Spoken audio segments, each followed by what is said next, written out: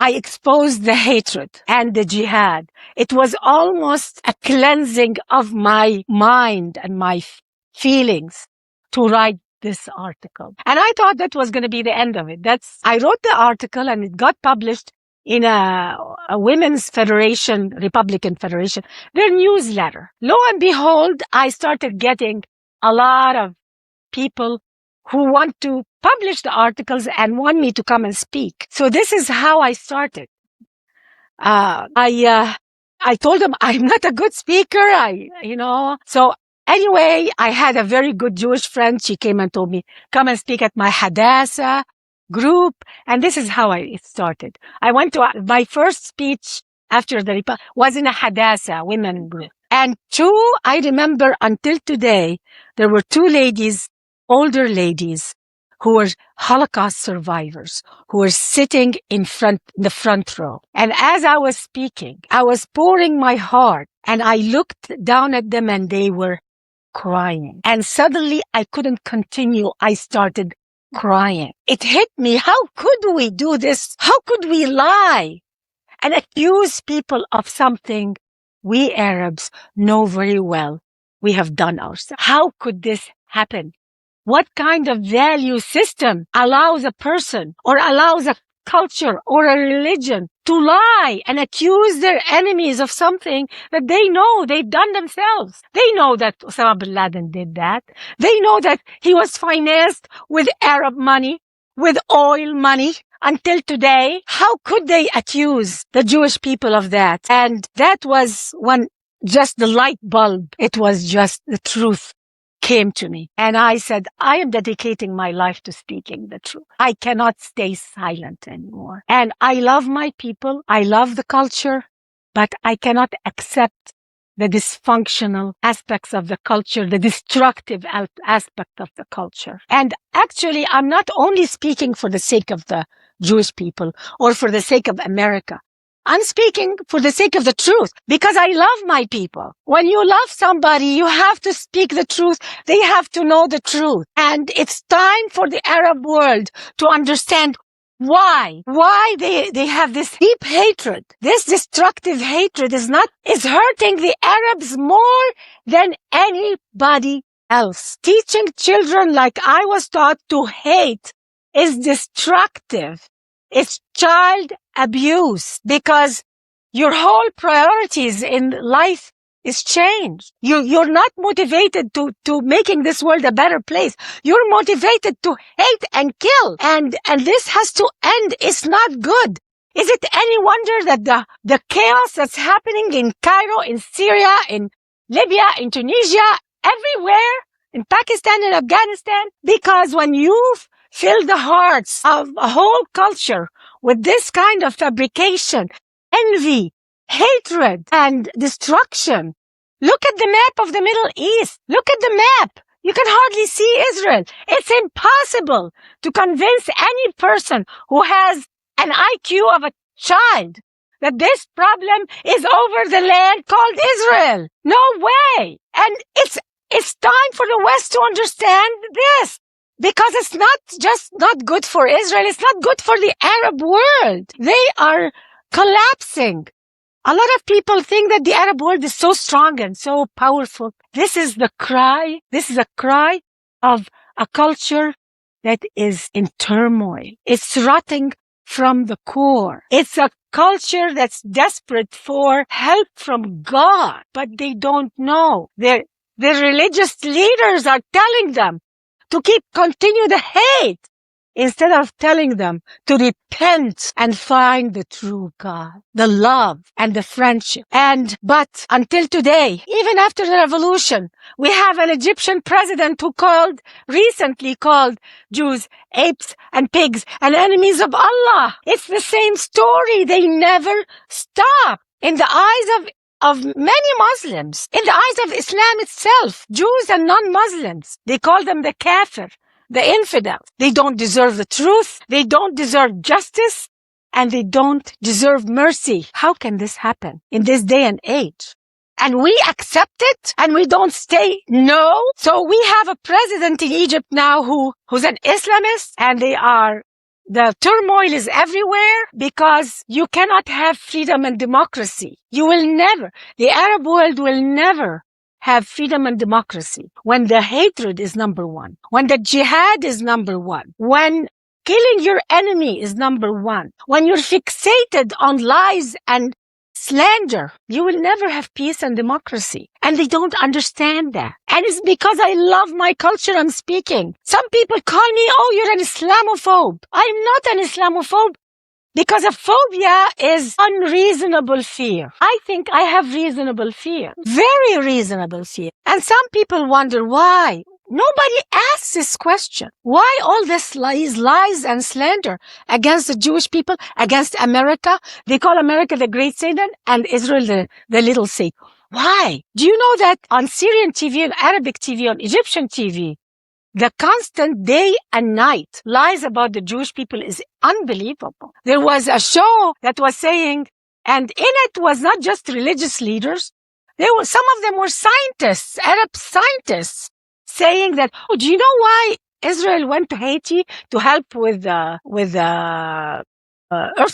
You know why? Oh, you know why? Because Israel really wanted to harvest the organs of the Haitian people. These are the intelligentsia of the Arab world. When the intellectuals of the Arab world say that, what do you expect from the man on the street? And you wonder why they hate? Because day in and day out they are told this. I was told horrific things about the Jewish people. It took me years to extract it out of my mind, my heart, and my consciousness. It was not easy. And it's not going to be easy, but it's time for the Arab world to start and say, enough is enough.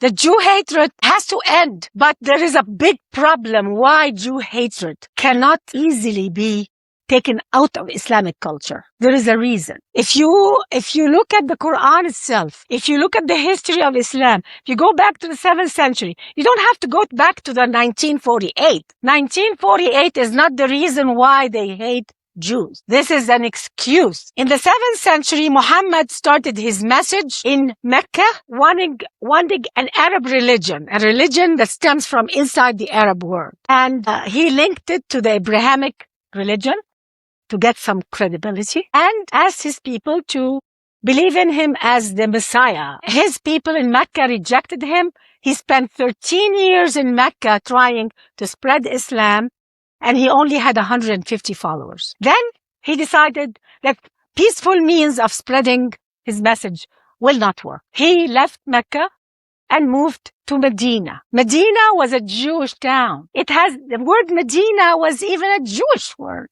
It got taken by Arabs. Now it's a word that means city, but it's originally a Jewish town. And he went there. The Jews didn't kill him, didn't ask him anything. They welcomed him, as a matter of fact. In his early writings in the Quran, he mentioned the Jews in a very favorable way. He called them guidance and light in the Quran. Righteous people, excelled the nations. But when the Jews rejected to convert to Islam, that was the big slap on him. He was not credible in front of his Mecca people.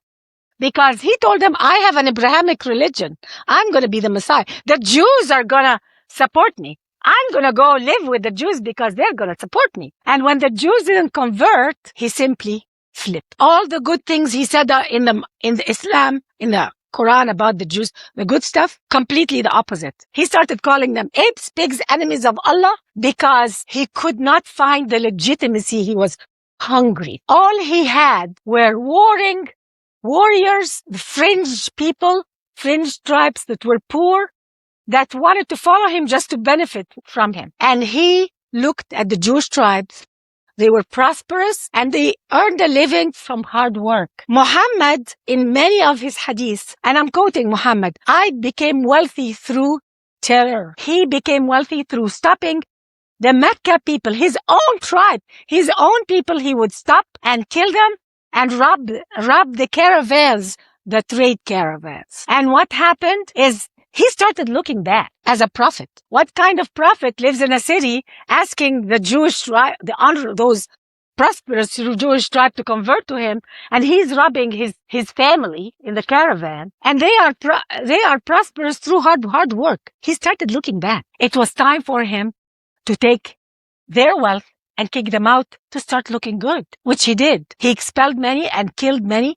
And the last tribe, he took all the male over puberty, killed them. Almost 900 men of one tribe. He beheaded them. They dug trenches and he beheaded them in bunches of 12. He and his warriors spent 2 days beheading. That was the first Holocaust on the Jews. It was a beheading. And even him, after he did that, he took the women as slaves and the children as slaves, converted them to Islam by force, and they took many of the young women as sexual slaves. Muhammad, the Prophet of Islam, had the first pick of the sexual slave. Her name was Safiya, and she stayed under his sexual slavery until she died. Even by Arabian Peninsula standards, the actions of Muhammad were not holy. Something had to be done to save Islam and its reputation. The Quran had to be changed to call Jews, they deserve what happened to them. You don't need to be a psychiatrist or a psychologist or a sociologist to understand why all of this hatred. Where did it come from? The Jews had to be called apes, pigs, and enemies of Allah, a description that's being said by every Muslim leader today. This was the only solution to save Muhammad's reputation, to save Islam. Islam has an existential problem. If Islam makes peace with the Jews and treats them as human beings, not as apes and pigs and descendants, what Morsi said was they are descendants of apes and pigs. If Islam makes peace with that, then they're going to look at the Prophet as a murderer. So it's an existential problem within Islam to hate and reject not only Jews, but Jews and Christians and anybody, the enemies of Allah. Because Muhammad kicked out the Christians also and kicked outside the Arabian Peninsula. And on his deathbed, he entrusted his followers. His last words on his deathbed was, go chase the Jews and kill them wherever you find them, even if they hide behind a rock and a tree.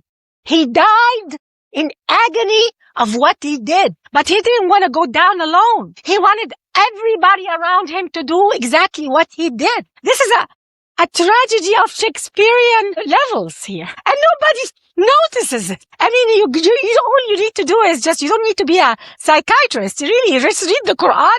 You will see the story telling itself. What I'm saying now is not something that I created. If you read the life of Muhammad, you will read all that. You will read all of that. I'm just quoting. All I'm doing is just connecting the dots in an analytical way. That's all. And that is why Muslims today have a very hard time reconciling, because to reconcile with the Jews means they have to admit that Islam was wrong. It's an existential problem. And that's why when Muhammad died, his followers did what he commanded. They went and conquered Egypt, conquered Persia in the same year.